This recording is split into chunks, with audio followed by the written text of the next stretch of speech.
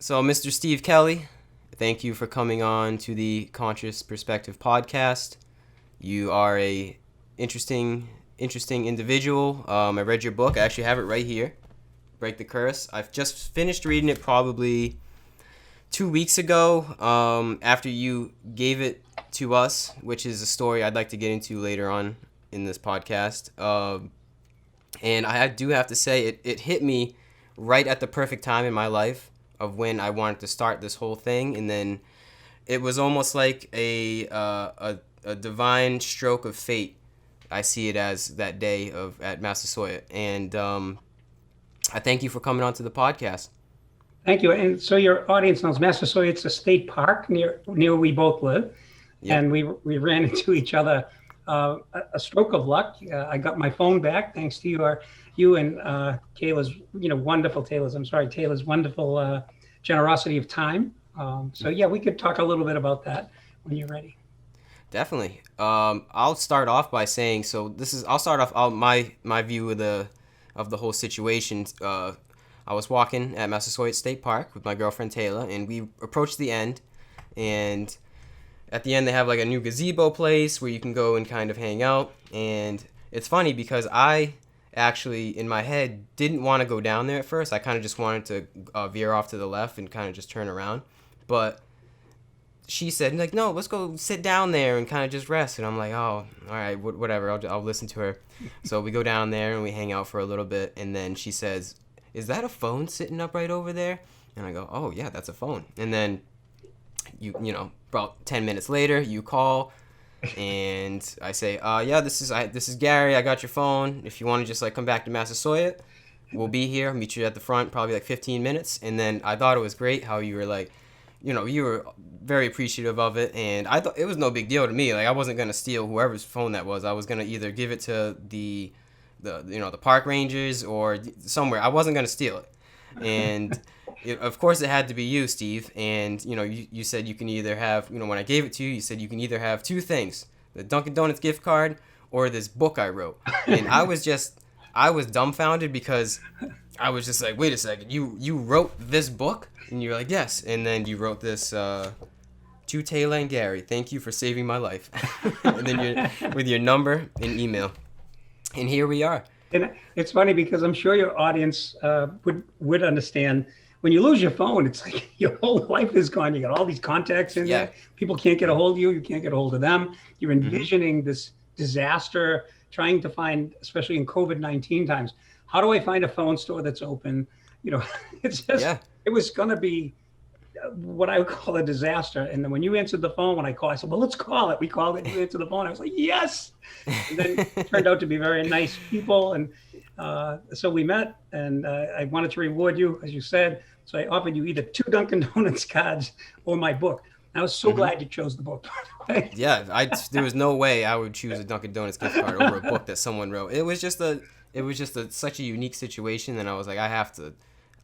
Well, first of all, I read it, and then I was like, all right, I have to get this guy on and talk to this guy again. So I thank you for coming on, and you gave me more than just the book. You gave me the knowledge in the book as well. It was more than just, you could have just easily given me the book and I wouldn't have read it, but I read it and I was like, wow, you put a lot of, I felt, your tenacity in the book, and I felt like how much you cared for what you put into those words. And I love how recent it was too. How you were writing about the COVID-19 pandemic, and I was like, wow, this is exactly what I needed to read right now. And I think it's something that a lot of people actually need to read right now, to be honest with you, because it's a very simple. I don't know if you want to say guidebook. It's a way to look at life that a lot of people just need. They need to break the curse, and I think, you correct me if I'm wrong, the curse it's not really like a curse like a Harry Potter curse. It's more of a curse of, like, your mind, and it's a curse of your perspective on life that people have. And if people get lost into that, the curse that the world is putting upon us right now, you're going to live an unhappy life. And I think you put it in a very straightforward manner in your book on how to just see through that, and that life is all perspective, and to ultimately break the curse. And I thank you for that. And I that's why I wanted to bring you on, because I think a lot more people need to know about it. Yeah, you're right. I think we get trapped in a sort of myopic way that we've learned to think. And I like your other guest that you had interviewed who had questioned everything. And I Mhm. think that's part of this idea of developing a bias that you don't even see. And Mhm. I wrote the book to help people embrace the idea of how they're framing their thoughts and developing their own personal propaganda, and they're not Mm. even knowing it. Mm. And that's a travesty. I mean, you have to know that you're propagandizing yourself. And then once you accept that, you can accept, oh, there's a whole bunch of people doing the same thing. And they're trying to um, impact you, and especially in today's in the election today here in the United States. You know, for those people in other countries, probably the same thing. Same things are happening. But yeah, I would hopefully allow people a chance to explore their own biases, their blind spots, their weaknesses, and then rebuild the way they think. And if you can do that, I think that you have a better shot of understanding the world better. And then you can then treat the world better. Um, and that will help you have a better life. So, I agree 100%. I like the term personal propaganda. yeah, I think that's good. It's like our mind plays tricks on ourselves. Our mind, it's like we're our own worst enemy. We yeah, just people we can't get out of our own way. right. And you have to take the steps to get out of your own way, and like, to know that first of all you have to become aware that you're in your own way, and then second of all you have to take the steps to get out of your own way.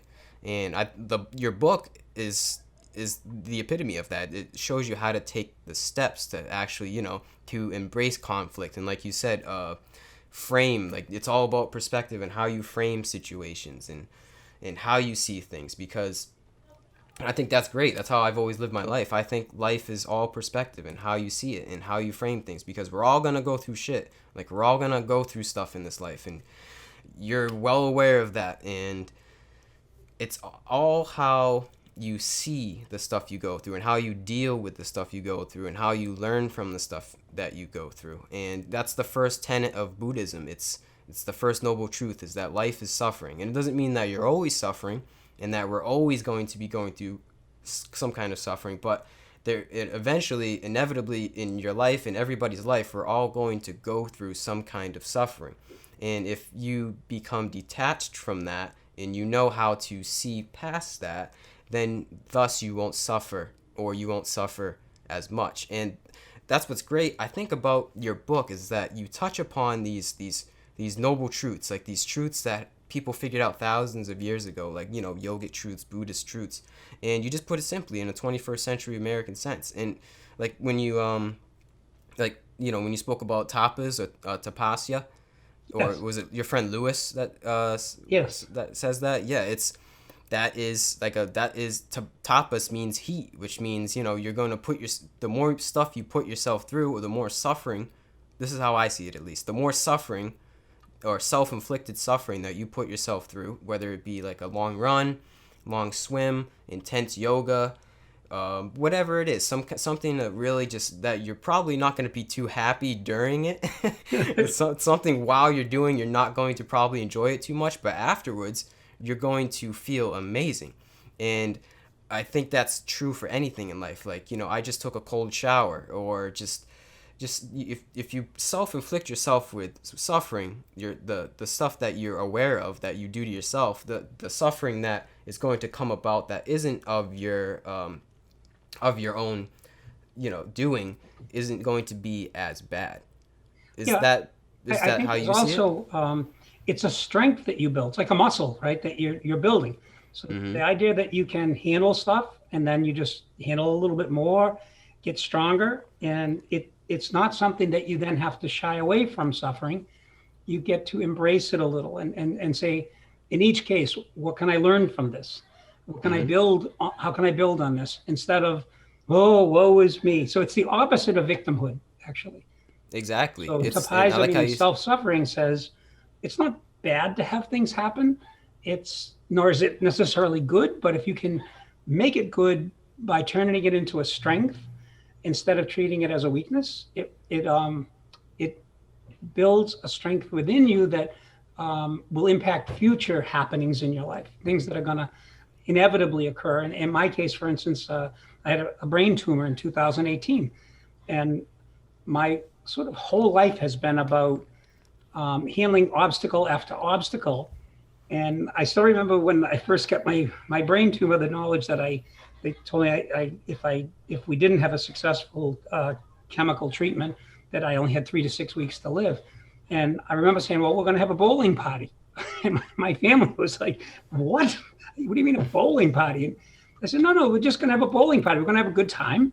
I said, and I'm going to embrace whatever happens, happens. And it sort of fortifies the idea that if you're going to be miserable, you might as well be happy about it. And so it's like, That it sounds like the reverse of like, how can you be happy being miserable? But that's the suffering allows you to create a distance from the surface experience and to utilize it in a better way. mm, So, that's inspiring. It really is.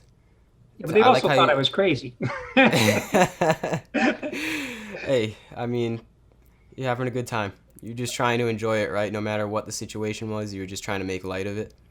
Yeah, I also think it's very important that you always create hope.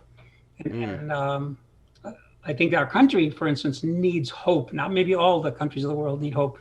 And the idea that there's no hope is that's a hopeless. The whole idea is crazy. I think you have to say there's always going to be hope. And I think your window, if you make your window longer, like in terms of how you view history, it's a pendulum. And there were times in 2,000 years ago where humanity declined. The idea of a lot of violence occurred. Attila the Hun or something like that. Some of these the hordes that went through Europe, and I always see. I watch the Tour de France, and you see these beautiful castles that are over there in Italy, the Giro d'Italia, and they had to build those castles because hordes came through, and they had to protect themselves. yeah. So this renewal of violence is not. It's not new, nor is it impenetrable. It is something that will all overcome it, and we have to like do the work necessary to do it. But I think a positive, hopeful message is really important. That we all understand that myth is truly important as a part of culture and how we'll get over this. What society has brought forward, if you would, Did you say modern myth? society has brought forward. Did you say myth is important? Totally. I think people misunderstand myth and how much it controls what happens. There's a culture everywhere you go. One of my favorite I think it's an obvious thing to look at when you go to your local, let's say a town hall or place, city hall, and what I think is unfortunate is they always have you on the other side of a counter. You go up to a counter and they're presenting a culture of separateness. And there are reasons they feel they've had to do that, but it creates a myth. And that I think is troubling. And I think that it needs to be worked against. You can still have the counter there, but how do you invite people on the other side of it? And I'm very cognizant of that in my own business. I have a private office within my office, but I'm constantly inviting people in so that they don't feel that separation, and I'm aware of it. So I think myth is truly a missed perspective on the conscious perspective. People don't understand how important culture and myth are. One of the things I did, we have a small real estate management company, and I'm not saying that because I'll get any business out of this. That's clearly not the case. Hey, you But can advertise. It's okay. yeah, Whatever you can do, whatever you but want. that's not, no one's going to rent property from us through this medium, if you would. But what I did, and it cost me $10,000. We were on a train track in Boston, and we have a huge marquee sign. It's two 30-foot poles, and we have all of the names of the businesses on the sign. And we built a toy train set at the base with a button that the kids can push. Anybody, I mean, the adult kids like me can push. and you push the button, and the train goes around. And one of the cars, we put Boston Strong, right? And but the point is, people come and they push the button, and it's fun, and it creates this myth, which I want it to be a true myth too, that we are a family organization. My two sons and myself work together, but we actually created something that represents the myth, and it makes people realize who we are. So myth is truly important. The Nike Slash, for instance, is part of their myth. And by the way, that goes way back to Japan, is where they got that "just do it." So that's sort of, I think borrowed would be a better word than stolen, but that's not their own thing. That "just do it" is something they want to associate with, but it's thousands of years old. That's a Japanese saying, just do it. Just do it, yeah. Oh, didn't know that. Morita's therapy. Morita was a very famous Japanese, like a psychologist or something, doctor. I'm not sure what you'd call him, but he had a very strong theme of just do it. So like if you, let's say he was trying to help you, and you were having trouble becoming autonomous, be able to get away from your parents. And he'd say, okay, well, you'd think you're going to come in and sit on his couch and lay down on the couch and you tell me your problems. He'd say, no. Tell you what, on your way over here, I want you to stop, get a paper. I want you to pick out 3 apartments that you'd like to see. So you'd get to him and you'd say, well, here are the 3 I picked. He said, good, which one's first? We're going to take a walk. And you'd walk to that apartment and you'd look at it. And you say, okay, let's look at the next one. And the whole time you'd be talking and doing. So just do it. So that's a different approach than just talking. Than just like trying to talk out a problem. Let's do something all the way through it. So just do it is a myth that they've created, that they want it to be true, and that's really great. So there are myths all around. I mean, I think in our case as Americans, we're watching the Republic. The myths of the 2 main parties, the Democratic and the Republican Party, they're both trying to create these myths. And I think we're missing the point. They're spending too much myth time. So it's very important that you understand myth and that you can see it clearly. So do you think, so are there positive myths and negative myths, but we just have to build the right one? Is what you're saying? Well, certainly, we talk about framing. Yes. I think that, they're important. It's important to understand that they are myths, and then you are deciding whether it's a good myth or a bad myth. But that myths have influence is a very important point to get, and just to watch, to observe clinically what's going on. That is very true. So I mean, you could almost say everything has a myth in a way. How you look at it, like every idea, like business, I don't know. Yeah, every person has a myth, and it's just like it's the story that they want to represent. But it depends. You have to frame their story in the right way in your head, right? Is that what you're saying? You have to. Yeah. Everything's given on a myth. Right and wrong are subjective characterizations, right? So again, I think that we're trying to pin things to a reality that makes us have a stronger match to what's actually going on. Because there's a lot of people using myth to shift us away from things they don't want us to think or see or know. Yeah, that's very true. That is very, very true. The power of myth. I don't think you talked about that in your book, did you? A little bit in Leadership, Chapter 10. We talk about leadership and understanding and having a good handle on myth and why it's important. What is it doing in our lives? And we should employ it too. I mean, that's why I put that train was $10,000. Everybody comes up, pushes that button, and the kids are joyful. I'm joyful, right? It's a beautiful thing, but there's something else behind that. Why would you spend $10,000 to put an outside train on a sign? I mean, obviously there was more to it. My sons, by the way, were scratching their head, Dad, I don't know what you're doing. Your brain tumor has affected you, you know what I mean? But no, it really is important to I think to use myth. I think leaders need to know myth. They need to use myth, and I think that you having good intentions is really important. Mm. I always say to my sons, if you're that you need to take risks, right? And take risks, and you'll outwork the problems you create if your intentions are good. So take risks, and you'll outwork the problems you create because your intentions are good. Yeah. So now, Yeah. whatever risk you Mm. take, you're going to create problems. But I don't think people realize that sometimes. No matter what you do, Mm. left, right, or straight, guess what? You're going to have a problem. But Mm-hmm. if your intentions are good, you'll outwork those problems. If your Mm. intentions are bad, I think you start to dig a deeper hole. Yeah, I agree. Okay. I agree. It's all about intention in life. Yeah, It's all about where you come from. right. Exactly. Hmm. What was your intention with writing your book?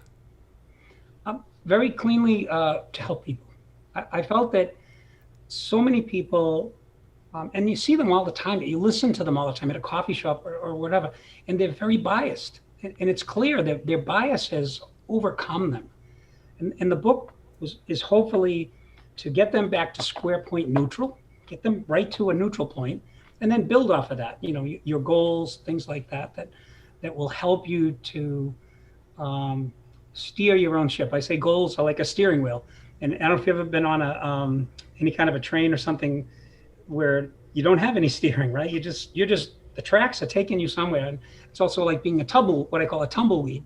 The winds are buffeting you, throwing you around left, right, back and forth. And who are you? You're just buffeted by these like a tumbleweed. Mm. So that's also part of what I'm talking about. So you want people, yeah, you want to. Is this like it's like your viewpoint on life, but you want to just spread it to others, right? Oh, definitely. And also it's really how I did it, right? I've taken a life that was pretty off track. I mean, I got out of high school, went to college, flunked out, didn't go back for 20 years. I had to put myself back on track. And as I thought about how I did it, I just tried to share that in the book. Mm. You definitely have an interesting story, that's for sure. So let's get back to what kind of cancer were you diagnosed with? I have something called CNS lymphoma, central nervous system lymphoma, Mm-hmm. and only 3 people in a million get it, Mm-hmm. and very few survive. So Mm. I'm in I don't know if I'm in the third year yet. I think I'm in the third year, the beginning of the third year.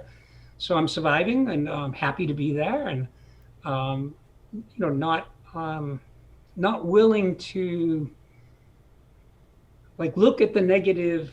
The prognosis is not a beautiful prognosis. If you look it up, anybody can look it up. CNS lymphoma, but I deny their prognosis. I'm going to survive regardless, and yeah, I just think that. I mean, not everybody will survive, right? I mean, some people that obviously they die rather quickly from cancer, and I feel horribly about that. And in fact, I have another book coming out in about 6 months. It's called Oh yeah. Cancer, Rest in Peace: My Roller Mm. Coaster Ride from Discovery to Recovery. Ooh. And in it, there are a couple of places in my life where I changed gears. So instead of being angry with cancer, I invited cancer to go out of my body, like for a freedom trip. It's like mentally say, go ahead out there, find your match, find your mate, someone that will neutralize you. And Mm-hmm. then, hopefully that will make things better. Mm. So instead of hating cancer or being a victim of cancer, I just encouraged cancer to leave me. Mm. And It's like so we far, talked like the knock on wood, embracing. it's working so far. So it's just a different perspective again, Mm-hmm. an uncommon perspective or conscious perspective that hopefully will give me considerable more time. I think it will. I think just having that attitude gives you more life. I think that's where it starts is like how you see it, and that just it's like a feedback loop. If you start off at a good if you start off at on a good foot, you're going to ultimately get you're going to feel good, and then you're going to commit good actions, or positive actions for yourself, and then ultimately you're going to thrive and you're going to live a better life than you would if you just said, oh, this cancer, oh man, like this is it, here we go. I always knew it was going to be like this. But no matter what, you have to just see the positive, like we talked about before, man. Like we're always going to go through it. And you're going, I don't know, you seem to be thriving Oh, in your definitely. situation. Just if I could share this morning, mountain bike for 2 hours. We came across in the tree a giant oak tree. I know it was oak because I went back to cut it with my chainsaw because it was blocking our path. A buddy of mine and I went back. About a half hour later, that tree is no longer blocking the path.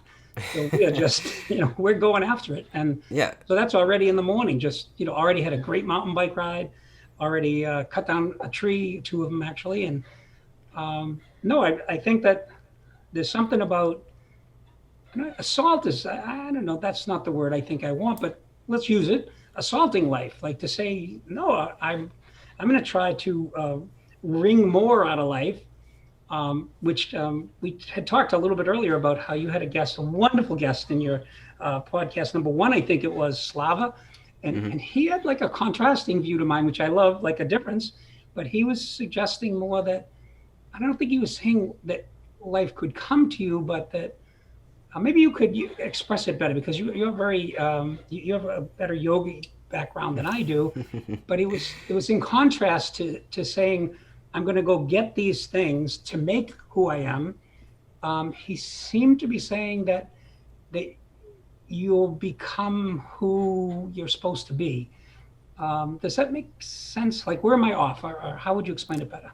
I don't think you're off. I think it's touching on the same points. It's just different viewpoints of the same way to live. And he said, it's really just the yogi's motto is that, there's how you come into your own being is it's just still your mind, and it's just simply to just, it's to meditate, it's to be present and to be here, and that's how you truly find out who you are. But that's at a deeper aspect of what we are. That's at our core and our stillness, and our self is it's like he pretty much says the self it's not able to be known by anything, any action that we do, anything that we view, anything that I say, and you're never really going to come to that by any action. But that doesn't mean you stop, because that means you get into life. Like if you stop and you say, you become detached and that's it, you don't do anything and all you do is meditate, that's actually just as bad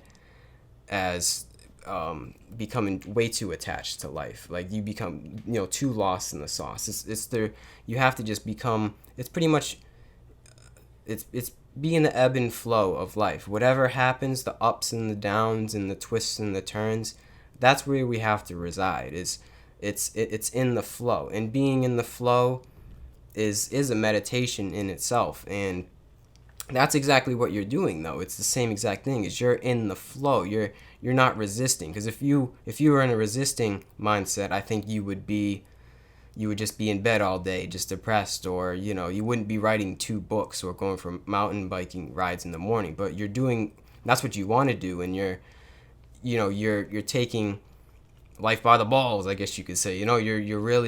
You're living it and thriving to the best that you can. You're not like, I wouldn't say it's the opposite. It's just that you guys are just seeing it in different ways. Like your meditation is to just go full out and just, physicality and do whatever you can do and just, be the man that you can be. But he also does the same thing, but he just emphasizes that it's going to happen on its own accord. Don't stress it. Like all these things and your ambitions and anything that you want to accomplish is done by first stilling the mind, and then eventually you realize who you are, and then from you realizing who you are, you take the right actions.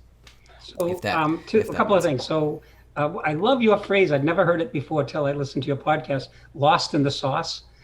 I thought that's the greatest little, nice little phrase, by the way. So don't get lost in the sauce. I thought that you're just going to have to, maybe that'll be your book, Lost in the Sauce.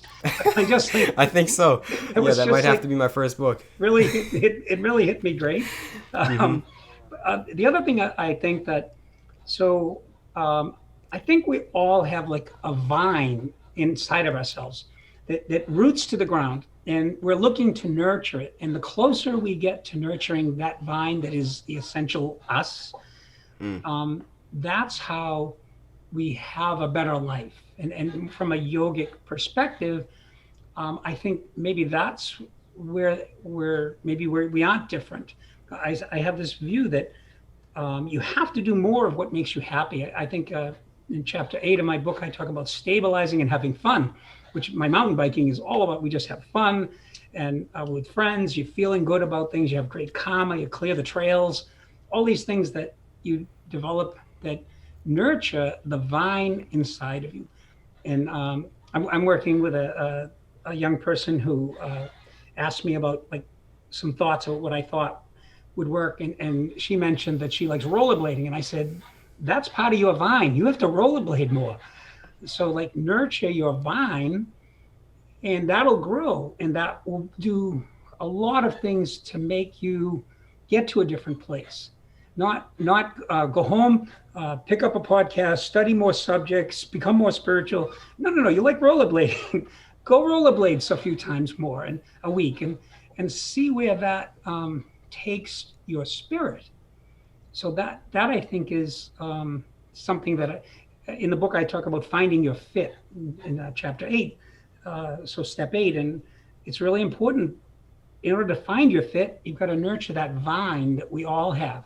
So you could envision, like how a vine grows on a tree. They really grow, and they'll even strangle a tree, right? They're so strong and powerful. So we all have these powerful vines within us, and I think our modern life tends to put like too much insecticide on us. It pushes away the vine and stuff instead of letting it grow. So I think that's something that if we can find out what makes our vine happy and smiling, that's going to help us to have a really much better life. Exactly. You find the vine, and everybody's vine, it's located in the same place, it's within us, but it's all different. Everybody's vine is different. Like yours, maybe mountain biking, whatever it is.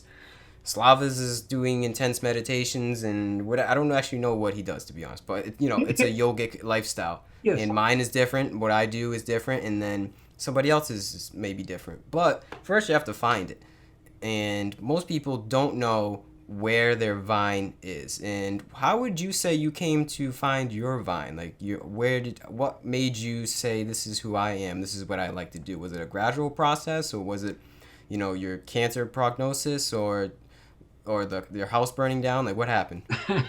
Well, I think after you've been roughed up a bit in life too. My house burned down and I had several businesses that failed. And I always paid my bills, so you ouching from that. You not enough money in the kitty, and the business doesn't go that well. So, but now I'm 46 years in business, successfully with one business. But I think it's more gradual that you pay attention to what you like to do. And I don't think it's about eating ice cream, by the way. I love to eat ice cream. No.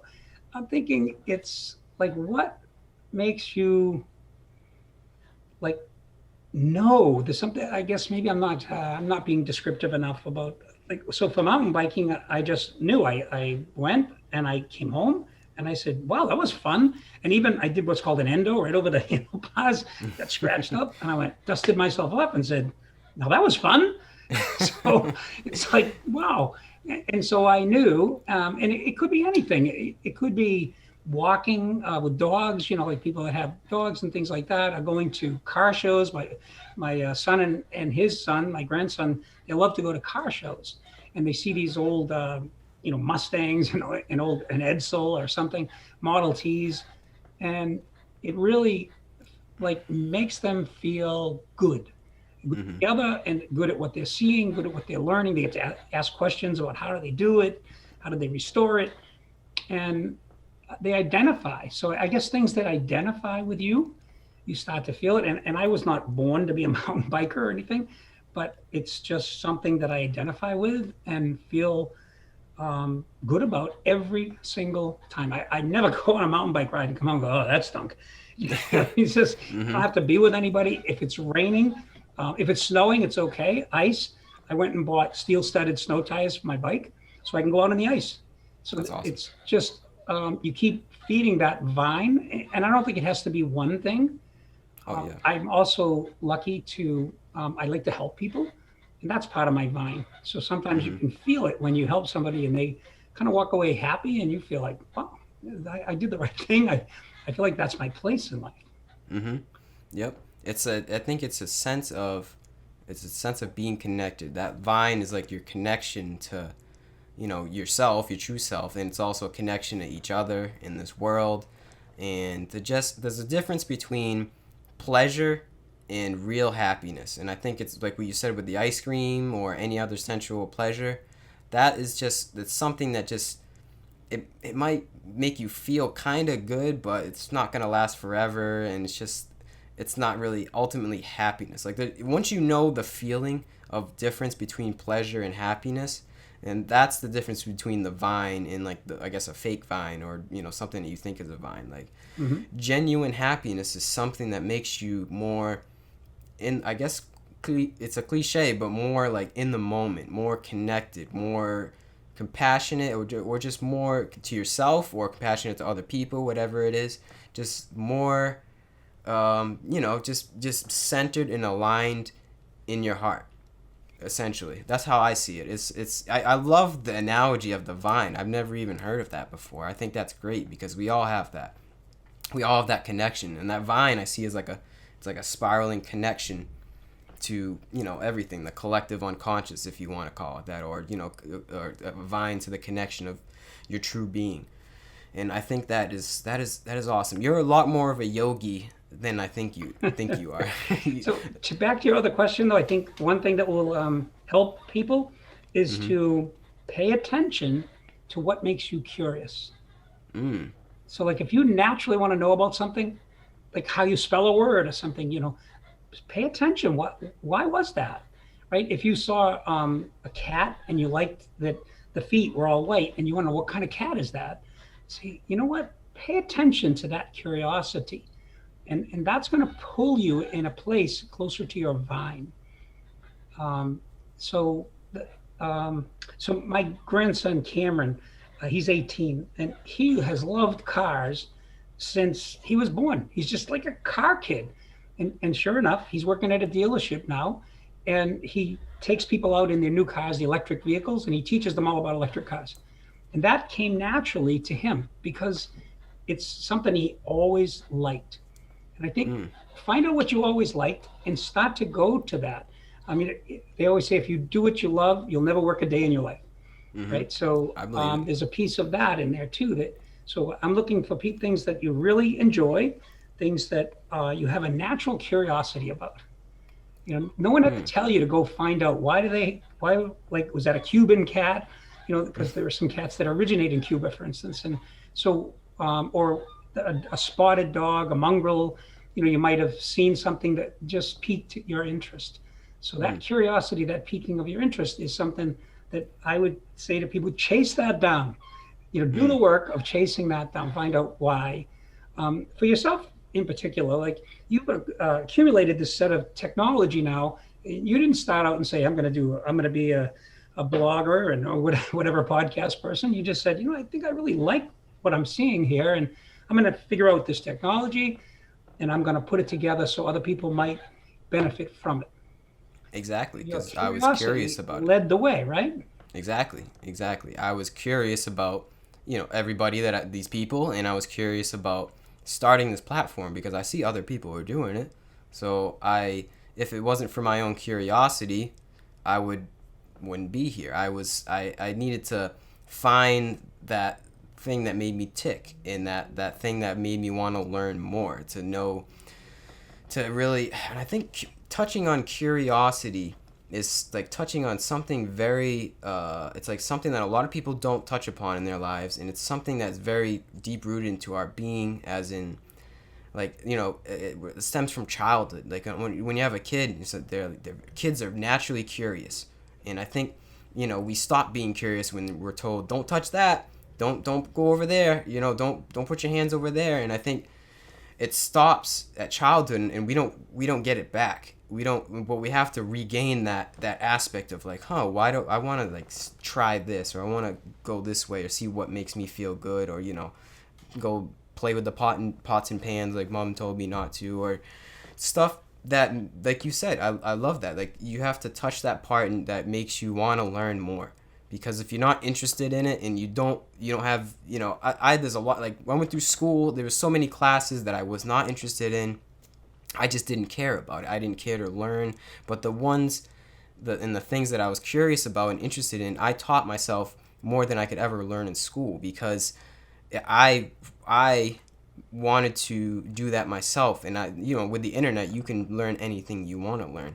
So what I'm trying to say is that you have to go with, it's like you said, you have to go with things that you like and things that you simply makes you happy. Getting back to that, we have to, Yeah. because if you try to pursue something in your life where you're not interested in it, it's just not gonna work. And I think it's a curiosity thing that never ends. Because I think the key is that if you reach the answer, then, well, that's the end of it. You always continually have to be curious in order for whatever pursuit you're doing to work out, I believe. And that is, I think, a tenet of success. You have to be always striving for more. Like, and there's a saying in yoga where it's like you're always a student, no matter what. No matter if you've been doing it for 20 years, you went and practiced in the Himalayan caves, and you know how to speak Sanskrit. It doesn't matter. There's always something more to learn. And I think that's true with everything in life.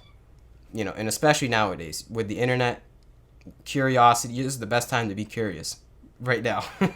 We can do whatever we want. It's a beautiful time to be alive. So let's tie that in a little bit. I like the way you interview is good, because it like scintillates. It gets me thinking. And like right now, for instance, right, we have the riots that have gone on, the protests that are going on.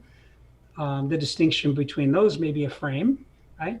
But a view that you could have, a curious view, could be, what is it that's allowing these people to think the way they think? So I'm curious about that, right? And what I like to view them is they're our best friends. So people would say, "What do you mean they're our best friends? There's all this problem in the streets, and if you happen to own a business in one of these hard-hit cities where there's been vandalism and problems, and it's hard to make a living now because your front door is sort of locked out by this protesting of sorts." You would not agree with this, but let me throw it out that they're our best friends because they are pointing out that we have a huge problem with our system. And we needed that pointed out to us. So you're our best friends. Now, how can we get to a better place based on your input? And it may not, we may have to close that input a little, because there's not in some cases, there's not positive intention. There's more like reckless fever. It's like chaos, if you would. So like this reckless fever is not going to help us, but we want to thank them. We want to embrace them, and then be curious about how did they get to that point, so that we can then find the path that takes us all to the next better place. And I think that curiosity is a thing that has to be maintained, because the moment that you shut the door on curiosity and say they are damned fools and we're not going to listen to them, that is a place that is harder to come back from. It's harder to join up and collaborate, which we need to collaborate. I agree. It really just comes down to, I don't know if it's empathy, but just putting yourself in the other person's shoes and seeing why they're angry, why people are doing these things. Yeah. Where a lot of people just shut that down, like, oh, those people are hoodlums. They're out there wrecking stores, which, there's actually probably a lot of people that are out there just wrecking stores and they want a new pair of shoes. But there are actual protesters, and there are people that have a message and they want to be heard. And it's less constructive and progressive if you just shut them out on either side. If we just shut each other out and don't look at other people in the other viewpoint, then we're not going to get anywhere. You have to see it. Even if you don't agree with the person, you have to see it from their position and why they're saying this thing or doing this thing. And like, we might have taken it a little too far. People are definitely taking it a little too far with looting stores. But you're 100% right. We have to frame ourselves, frame the situation, and see what these people actually are doing and what their motive is and intention. Going back to the intention, what is their intention? Like, where are they coming from? And if everybody has that, if our whole world can adopt that, this world would be a better place, because we people don't seem to know how to do that, to see where other people are coming from. They just see people's actions, and that's it, and just you cut it off right there, and the action, and they don't know that other people have feelings, I guess, and have, something in them that makes them act in a certain way. I So think I that, agree. that there's like an intellectual curiosity. How did you learn to think that way? And then, Mm-hmm. okay, can we like try to intercept the parts of it that are being harmful um, to the general like good, if you would. Mm-hmm. So the, you won't intercept that other than by superseding power. And I think understanding that there are times anybody who's had children can tell you have to have superseding force. So that, like for instance, if I have a 2-year-old and we're getting ready to cross the street, and the 2-year-old steps before I do, I'd grab that 2-year-old and I pull him back, and that's Mm-hmm. superseding force for their protection. But Mm-hmm. there is this sense that I think there has to be an acknowledgement that force may be necessary, but I don't want that force to shut out this intellectual curiosity of understanding how did a person arrive at the place where they felt that their actions made sense. Mm. Exactly. And that's hard to get to sometimes. Mm-hmm. It is. Yeah, it takes a very mature and still mind to be able to do that. Getting out of your own head and literally going in someone else's head is it is a skill in a way. It is to be able to just and to think what they're actually thinking. It is, I don't know, it's almost like a superpower in a way. But I think everybody is capable of doing that. We just have to be able to reach that point. And you're right, like, when people say we have to dismantle police departments, and it just doesn't, that's not the middle ground. That's the, going into the other side. Like, we need to have that force, like you said, and the 2-year-olds are us. It's society, because there's crazy people out in the world. Mm-hmm. Like, we can't just dismantle a police force. We're not at that point yet. We're not at the utopia in the Garden of Eden yet. We can't dismantle a police force. Well, I think You're that right. they would argue that this is not a dismantling; it's an adjustment. Yeah. But what I think that needs to be brought to bear is an awareness of unintended consequences and how they envelop a situation. Mm-hmm. Um, so I think that's very important that people understand that they may have had an intention of accomplishing one thing, but not seeing that other things are going to happen, and that you have to account for that as well. And I Mm. think that's what I think people perhaps who have gone far to the left or far to the violent side have not quite understood that there are ramifications. We talk about ripples, the concept of adva in the book a little bit, and how that's, I think it's a Jewish concept of, and it might be a concept that goes all the way back, thousands of years to every kind of community. I don't necessarily, I think it's well known in the Jewish community as adva, Mm-hmm. and it means the rippling effect of your actions. Mm. So that has could be good consequences you didn't intend, or could be very harsh consequences that you didn't intend. But there will benefit a person to understand the unintended consequences, what I call UICs. It's just the acronym UIC, unintended consequence of a particular action, which is why I always advocate that you have good intentions, right? Mm-hmm. If your intentions are good, you'll outwork the problems you create. Mm-hmm. Now, if your intentions are like to be the wrath of God, to say that you know better than everybody else, and that's hubris, right? This idea that you have a confidence, an overconfidence actually, in what you're doing. It's hard to know when you're being overconfident, but that's hubris. And Mm. that hubris is the opposite of humility. So Mm. we need more humility, more people to stop and say, I wonder if what I'm doing has the appropriate consequences. Am I aware of all the unintended consequences? And then that can maybe transform your hubris to humility. And Mm. sometimes I hear people that just started in business, and I'll show some of my own hubris. 46 years owning my own business. I sometimes listen to people and think, really? You're really going to tell me about this? Why don't you see how long I have a number of people who work for me, and Mm-hmm. most of them are younger than the amount of time I've been in business. So when I hear sometimes ideas, it's a lot of hubris in those ideas. Mm, And what I'd like is some humility, some sense that we haven't seen it all. We don't know it all. We need to experience more. We need to experiment more without this hubris that says it's all going to be the way I say it is because I said it. mm, And I think that we witness a lot of that in today's society. I'd like to see us pull back some of that. Um, and then that would help us, like the store owner that can't run his store because people who decided what they thought was right, that's hubris, has the unintended consequence of hurting far more people than they realize, in mm-hmm. spite of the great sort of the wider intention of, say, racial justice or equality. And I kind of throw the word equity out there too. So I think the word, by the way, I'll share this with you. You can throw out the word fair and you can throw out the word unfair, because I think they're both some of the most biased words that we all use and attach. If we like something, we say that's fair. If we don't like it, we say that's unfair.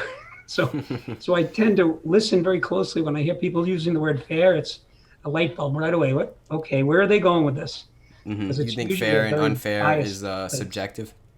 Yeah, I like to put the word reasonable in place of fair. So, can you Okay. be more or less reasonable? Mm, Like what are the reasons? And that implies like fair. How do you find out if something's fair? There's no way to find out. But if yeah. you're going to use reasonable, you say, okay, what are your reasons? So then this intellectual curiosity kicks in. Mm, I like that. That is I'm not going to use fair or unfair anymore. No, no, It's out of please my vocabulary. don't let me ruin your vocabulary use, but maybe use it in a guarded way and kind of like think about, because some things that we might say are just blatantly unfair. I mean, we saw that like there's some children that have been shot, gunshots from these the terrible happenings, which could have happened before COVID, without COVID, could have happened before the protests, without the protests.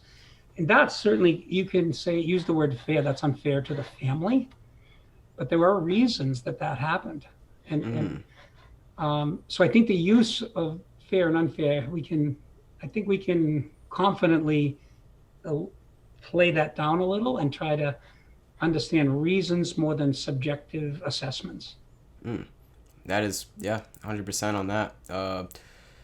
I'd like to get back to the topic of adva. Okay. Is it ADVA? Yeah, ADVAH. It's pretty much. It seems like the concept of karma, that everything has ripples, and Yes. you touch upon karma in your book, and you say build your karma, Yes. and the thing karma, in a yogic sense, is there's good karma and then there's bad karma. No matter what, we're always building karma, and that's pretty much what you just touched upon. Is like you're gonna have if you don't have the right intentions, you're going to have the wrong consequences or from your actions. And I think it's great how you emphasize that. It's how we have to have the build your good karma. Build is it build your adva, or is it just a concept? Is it just adva? Is it I think ripples? adva is more of a constant, and karma, I think, um, I don't think your actions always have to be right or wrong. I think it can be the best thing that you screw up, that you do something wrong with bad karma. It can be the best thing because at some point it will show itself to you that you were heading in the wrong direction. And especially with children, as I raise my children and my grandchildren, that they need to make mistakes. They need to see it. But our job, like at least my job as a parent and a grandparent, has been to let them experience stuff. And I have kind of a little sad story that we'll inject. Is a fellow I know with only with four fingers missing, just has he's been had that reduction from an accident with machinery, and somebody didn't teach him about consequences as he grew up, right? Mm-hmm. They were like, oh, we'll take care of that, we'll take care of this when something happened. Oh, we'll help you. No, no, no. I think that mistake happened because there was a mistake in parenting, that you didn't let that child experience the consequences of his actions. And then what people need to know is life is ruthless. I think that's a truth. I don't know where I read that or where if it's read nowhere. I'm going to give it to you as my tenet. Life is ruthless. Mm-hmm. Okay, it really is. So you need to know that, and you need to act accordingly. That that there are consequences to your actions, and life will be ruthless. Mm-hmm. So if you drive drunk, you may get away with it a few times, but then life is going to be ruthless. Mm-hmm. In my small construction company, we double, triple check how we tie things on the ladder racks, because life is ruthless. If you let plywood slide off, if you let a ladder jump off a pipe, you can kill somebody. Mm-hmm. So life is ruthless, and you have to act accordingly. So I don't Mm-hmm. think people realize how ruthless life is, and that there's no amount of coddling that will get your fingers back.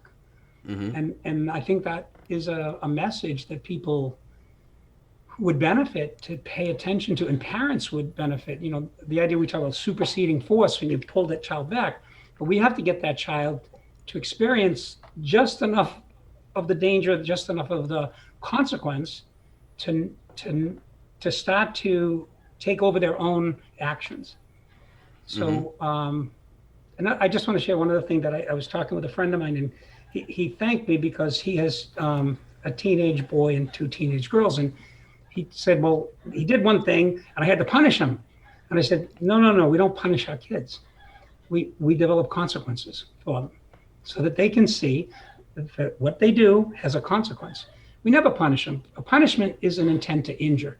So we don't do that. We're not trying to injure our kids. We're trying to make them ready for ruthless life." Mm-hmm. So just some thoughts that you kind of, I love the way you interview, because it pulls all this stuff out of me that I think is worthy of sharing. And you pull stuff out of me as well. I think it's just great how we just that's how I want to structure. It's just like it's a nice conversational tone. And what you said is very true. I mean, it is. We need to give. It's like, I mean, I'm not a father, so I'm not speaking from experience here. But I think it's if you have helicopter parents, the term helicopter parents, and you don't show these kids and you shelter these kids too much, they're not going to know that life is ruthless, and it's a lesson that you need to know, because no matter what, like you're either going to learn it when you're young and prepare for it as you grow up, or you're going to learn it when something goes wrong at like 25 or 26 or whatever. And it's better to learn when you're young, so you know how to prepare and you know that this is the world you're growing up in. I think that's very true. And like you said, life is ruthless. The first noble truth of Buddhism, like I said before, is life is suffering. It's just these fundamental truths that we have in our life that that they figured out thousands of years ago, like I said, and they wrote down in these books, and they had these people that meditated and they found these things out, and we need to come back to these tenets and these ideas, and that you're expressing, and that a lot of people are finding out now, is that we're all gonna go through shit, but as long as you have the good intentions, and if you mean well and you treat people right, life isn't, the ruthlessness of life doesn't mean as much, or it doesn't phase you as much, as if that makes sense. It's just more of just like it's just another ripple in the ocean.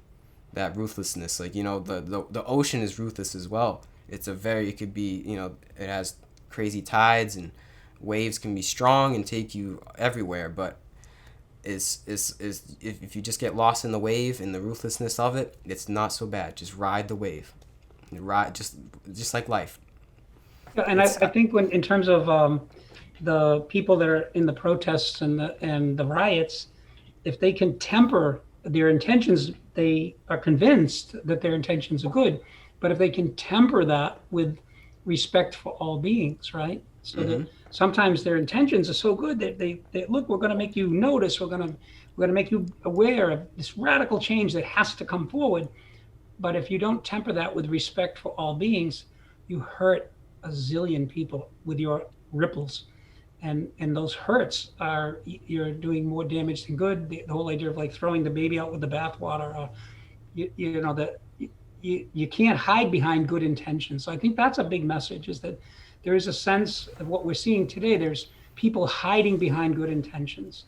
And I think that I'd never termed it that way before, just sort of coming to that with you, is that there has to be a temperance for like and a respect for the people you affect, this adva principle, that and so that the idea of just having good intentions it isn't enough. And we're seeing it. I mean, it's obvious it's not enough. I mean, if you're going to hurt a whole bunch of people because of your great beliefs, it becomes hubris and not humility. Your actions have to follow your intentions, right? But your intentions, I think, have to be tempered with this idea of respect. So there's more to it than just saying, "Whoa, I'm accomplishing social justice, therefore everything I do is okay," and Yeah. that's hubris. And that I think that's a point that we have to acknowledge is not enough. Very, very true. Very true. It really just comes down to just knowing that we're all in this together. Like, we're, no matter the problems and the differences that we all have, we're all in this life, this crazy life, this life of ruthlessness or suffering together. And the more that we make it harder for each other, the more we make it harder for ourselves. And we all just have to come to that basic truth that we're all going through this together. And just the ripples of the ocean, every action that you take is going to affect the world tenfold. And so we have to spread that good energy. It's just that positive energy and coming to that conscious perspective of life. Yeah, well spoken. Well, honestly, Steve, I don't know if I have anything else to ask you today. I think we covered a lot of topics. This was a great conversation. I feel like I've definitely grown from this conversation. I don't even remember what we spoke about. That's how much I was into the moment. Like, it just felt like, it was just like, off the top. It was great. If you have anything else, do you have anything else to say before we conclude this? Sure. Two more things I'll say. One is if Go you'd for like it, to whatever get you want. if you'd like to get the book, we have a website, breakthecursebook.com. So just look that up. You can easily access the book there. So that would give you a few pointers about life. And the second thing I'd want everyone to do is to believe in yourself. That's my sort of a final. You have to believe in yourself, no matter what. Do the things we just talked about in this interview. Have a considered opinion. Ply yourself away from hubris toward humility, and then believe in yourself. Be respectful of others, and I think you can get some good results. 100%. 100%. I'm excited for your new book. What's it called again? Break the Curse. Oh, the new book is called Yeah, the Cancer, new book. and it's tentatively titled because I haven't finished it yet. But it's we think that it's Cancer, Rest in Peace. I like that. My roller coaster ride from discovery to recovery. So we hope that will help people who are fighting with cancer, and there are many people. Help them find a pathway that eases their suffering, and hopefully builds strength in them to overcome what cancer's challenges are. That's awesome. That's great. I will definitely be a reader of that book. Okay. And you can always welcome to come back on the Conscious Perspective again, and we can dive into some more positive topics. All right. And I want to thank you very much for your time and your really, I think, intellectual stimulation. We'll leave it as that. Thank you. All right, Steve Kelley.